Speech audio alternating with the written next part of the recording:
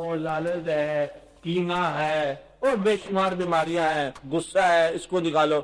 غصہ نکلتا نہیں زندگی سے، اس کو نکالو. آپ اس پہ زندگی میں دیکھنا کہ سرکار کو زندگی میں بہت کم غصہ آیا.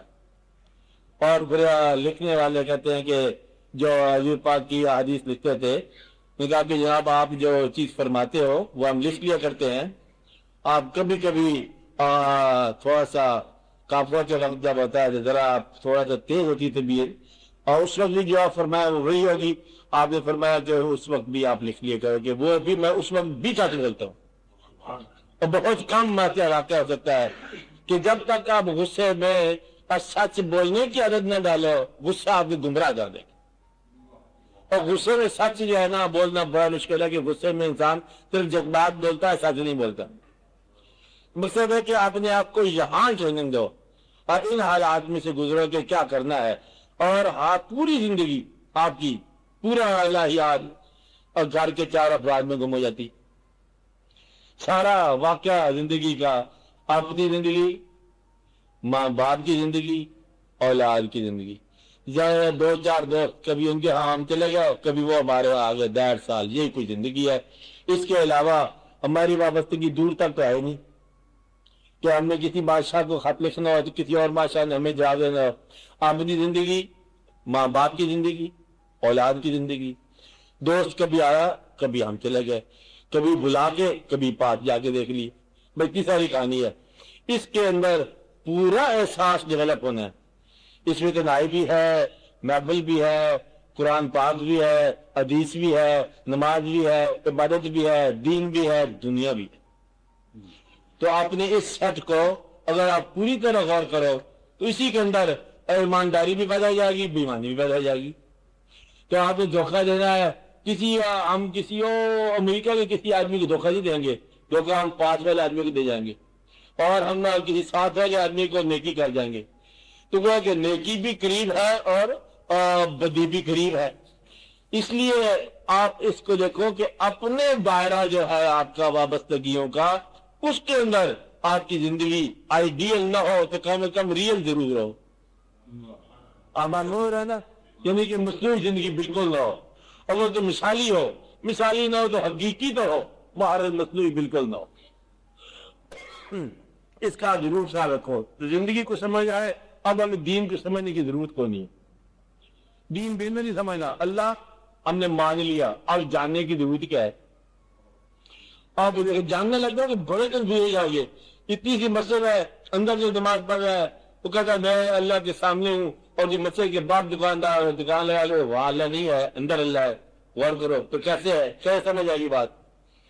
اب یہ بات سمجھ نہیں آ سکتی ہے کہ آپ کی زندگی عبادت میں اور اللہ کے قریب، عبادت سے تھوڑی دیر بعد جو ہے آپ عورتوں سے ڈیل کرتے ہو، یہ آپ کیسے ملے گا. آپ اللہ کو مان لو، اور ماننے کے بعد جیسے اللہ کے حبیب صلی اللہ علیہ وسلم نے فرمایا ویسے کرنے کی کوشش کرو. اور آپ کو جو نسخہ میں بتا رہا ہوں، کوئی سا ایک کام، اب یہ عملی نسخہ ہے، کوئی سا ایک کام، کوئی سی ایک عادت، 2 چیزیں بتائی ہیں.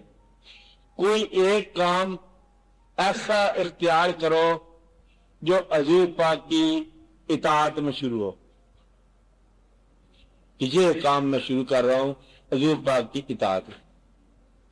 کوئی ایک عادت ایسی ترک کر دو کہ حضور پاک کے حکم کی وجہ سے میں یہ عادت ترک کر رہا ہوں، لو آپ کا سارا مسئلہ حل ہو گیا. یعنی کہ کوئی ایسا عمل زندگی میں رائج کرو جس عمل کی نسبت جو ہے کم از کم حضور پاک کی ذات سے. امر آپ کا نسبت حضور پاک، یہ کام آپ 2 کر رہے ہو، کہتے یہ میں نے سنا ہے کہ حدیث شریف ہے، ایسی بات میں نے سنی ہے، لہذا یہ کام میں ایسے ہی کروں گا. کوئی کام آپ کے نام سے منسوب کرتا ہوا اور شروع کر دیا جائے تو الہیات تک پورا سفر محفوظ ہے. آپ بات سمجھ رہے ہیں. کوئی سی عادت ترک کر دی جائے کہ حضور پاک کو یہ عادت ناپسند ہے تو آپ کا الہیات کے سفر مکمل ہوگی. آپ بات سمجھ رہے ہیں نا. اس لیے اپنے طور پر فیصلہ کرتے ہوئے ایک عادت اور ایک ایسی کوئی صفت جو ہے نا دریافت کر لو جو آپ نے چھوڑنی ہو یا جو آپ نے اختیار کرنی ہو. یہ کام شروع کر دو حضور پاک کی وجہ سے، اور وہ کام ترک کر دو سرکار کی وجہ سے، اور آپ دیکھو کہ آپ کو پورے کا پورا ہی سمجھ آ جائے گا کہ فیض کیا ہے۔ اللہ کریم کو اپنے دریافت نہیں کرنا، ہماری دریافت کیا نہیں ہے اللہ، اللہ حضور پاک جانے، اللہ جانے، ہمیں حکم ہے یہ ہم کرتے جا رہے ہیں، نماز پڑھتے جا رہے ہیں۔ عبادت سے فائدہ کیا ہے؟ بس فائدہ نہیں ہمیں پتا، ہمیں پتا ہے عبادت ہے، بس عبادت عبادت ہی ہے۔ اب بات سمجھ رہے، اس کو ہم نے جاننا۔ باقی اگر مریض پر زندگی ہے کہ نہیں ہے، کیا پتا کب نکلے زندگی، کب نہ نکلے زندگی، اور کیا پتا جمہوریت کب آئے اور کب نہ آئے۔ ہم جمہوریت کے انتظار میں ہیں، باہر بیٹھے ہوئے، دکان بھی جا کر بیٹھے، دکان بھی خراب ہوگی ہماری، کہ دکانداری کہہ رہا ہے کہ یہ دکان کہتا ہے چلے گی، کب چلے گی؟ کہتا بھی جمہوریت کا سفر ہوگا، یہاں سڑک سے گزرے گی، پھر ہماری دکان چل پڑے گی، اتنے دکانیں چلتی ہیں میرا۔ تو اس لیے آپ اپنی دکان کو ابھی سے سمجھے، یہی مقدر ہے جو ہے۔ جمہوریت کے سفر ہوگا کہ نہیں ہوگا، پتہ نہیں مارشل لا لگا رہے گا کہ نہیں لگا رہے گا، پتہ نہیں کیا ہوگا، اور آپ کی زندگی پتہ نہیں کب تک کیا ہو جائے۔ اس لیے یہ ضروری ہے کہ اپنی زندگی کا فیصلہ کر لو، ہم اللہ کی عبادت کرتے ہیں، جانتے نہیں ہیں، اس کو مانتے ہیں، اور حضور پاک کی کسی صفت کے سامنے ہم اپنی صفت یا اس مطابقت میں شروع کرنا چاہتے ہیں، اور دنیا کے اندر کسی انسان کو ہم حضور پاک کے برابر نہیں مان سکتے۔ یہ شرک ہے، یہ کفر ہے، یہ ہم نہیں مان سکتے۔ جس بات کا حوالہ آ جائے کہ یہ سرکار کی بات ہے فائنل، وہاں ہم جذباتی ہیں۔ باقی رہی زندگی، اس میں ہم نے کچھ حاصل کرنا ہے، جو حاصل کرنا ہے اس میں سے کچھ ہم نے کسی اور کو دے دینا ہے۔ اللہ کیسا اللہ کو دے دیا، اور ماں باپ کیسا ماں باپ کو دے دیا، اولاد کیسا اولاد کو دے دیا، اور پھر خالی ہاتھ اللہ کے پاس چلے جانا، خالی ہاتھ خالی ہاتھ چلے گئے۔ آپ دیکھو آپ نے کرنا ہے کیا؟ آپ نے آپ کی ساری کمائی جو یہ اولاد کھا جائے گی، یہ ماں باپ کے استعمال میں آ گی، کچھ بچا ہوا فقیروں کو غریبوں کو پا کر دو، کچھ اور اپنے محسنوں کی خدمت کر دو، کسی کو کچھ دے دو، کسی کو کچھ دے دو، اور پھر سفر جائے یہاں سے چلا گیا۔ یہاں سے کوئی چیز لے جا سکتے تو ہم آپ کو ایک ایسا مقبرہ بنا دے جس میں قرآن کی وصیت کے مطابق دولت رکھ دی جاتی، ہمارے ہاتھ ہے ہی نہیں۔ ہمارے یہاں جب وہ نام بھی ختم کر دیا میت کا، اور انگوٹھیاں بھی ڈال لی ان لوگوں نے، آرام سے خالی ہاتھ جاؤ اور لطف کی زندگی اب جا کے بہتر کرو۔ تو بھائی اس لیے کوئی گھبراہٹ والی بات نہیں ہے، دیکھیے ہماری زندگی بہت سادہ زندگی ہے، اگر ہم اس میں سے نکال دیں سارے لوازمات، کیونکہ یہ عارضی لوازمات، کوئی کنسنٹریشن نہیں چاہیے۔ کنسنٹریشن یہ ہے کہ جب سونے لگ جاؤ، نیند آ رہی ہے، یہ سمجھو کہ یہ عبادت ہے۔ جب جاگو تو جاگنا عبادت ہے، جب نماز ہو تو نماز عبادت ہے، نماز سے باہر ہو تو یہ عبادت ہے، اور گاہکوں سے ڈیل کر رہے ہو تو یہ عبادت ہے۔ جو آپ کام کر رہے ہیں نا پوری عبادت ہے۔ آپ کی زندگی سے عبادت کے واقعات نکالے جائیں گے تاکہ وزن کیا جائے۔ اگر زندگی ساری عبادت میں نکلی تو پھر وزن کیا کرنا ہے؟ ہم جو کام ہی کر رہے ہیں مطلب کہ عبادت جمع کر رہے ہیں، عبادت کا ہر عبادت ہے، تو پھر یہ دقت کیا ہو؟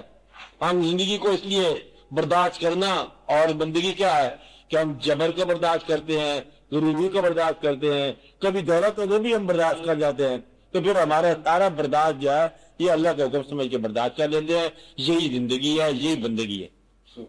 اب بات میں ہے نا، کوئی دقت والی بات نہیں۔ اور آج بھی بیٹی ملی ہے، سبحان اللہ بیٹی ملی۔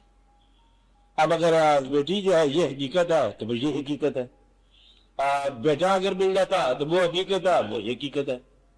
اس لیے کوئی ایسے گھبرانے والی بات نہیں ہے۔ جو آ رہا ہے یہ حقیقت ہے، جو ادھر سے آ رہا ہے، اور آپ کی طرف سے جو بھی ہونا ہے اس کو پہچان کے کرو۔ اپنے پاس سے کوئی دخل نہیں نہ فطرت کے معاملات ہیں، اور پھر آپ کو بہت بات سمجھ آئے گی۔ اور بہت جو آپ کے لگا ہوئے گلاب ہیں یہ ایک کہانی ہے، جو فطرت نے گلاب کھلائے ہیں وہ دوسری کہانی ہے۔ مضمون کو کبھی دیکھو پھر آپ کو سمجھ آئے گی بات کیا ہے۔ اس لیے اور آپ بات پوچھو، کنسنٹریشن جو ہے جو موجود ہے اس پر کرو، اپنی ذات پر کرو، اپنی اکائی پر کرو، اپنی توحید دریافت کرو، اپنی عبادت فکر دریافت کرو۔ اور یہ بہت ضروری ہے دریافت کرنا کہ اللہ کریم کو کیا منشا ہے۔ اللہ کریم کا منشا یہ ہے کہ آپ خوش رہو اور زندگی سے گلہ نکال دو، شکوہ نکال دو۔ اللہ کریم کا یہ مقصد ہے زندگی دینے کا کہ اگر کوئی تکلیف دیتا ہے پھر بسم اللہ، تکلیف دور نہ رہتا ہے الحمدللہ۔ یعنی کہ جو چیز ادھر سے آ رہی ہے نا اب وہ آپ نے قبول کرنی ہے پر گلا نہیں کر، پھر آپ کو کوئی زندگی پوری عبادت ہے۔ تو اپنے آپ سے اپنا آپ نکال لیا جائے تو اپنا آپ جو ہے یہ تو بن جاتا ہے، یہ راز ہے۔ میں سے میں نکالا تو میں تو رہ گیا، اب میں نکال دو تو رہ گیا۔ تو اس لیے اتنی سی کہانی ہے، کنسنٹریشن اس لیے کرنی ہے کہ میرے اندر جو میری خواہشات ہیں ان کو اگر نکالا جائے تو میرے اندر اس کی خواہشات کیا ہیں، بس یہ حقیقت ہے، یہ وہی حقیقت ہے، کیونکہ میرے اندر میری خواہشات غلط ہو سکتی ہیں اور اس کا جو ارادہ میرے لیے ہے یہ حقیقت ہے، یہی عبادت ہے۔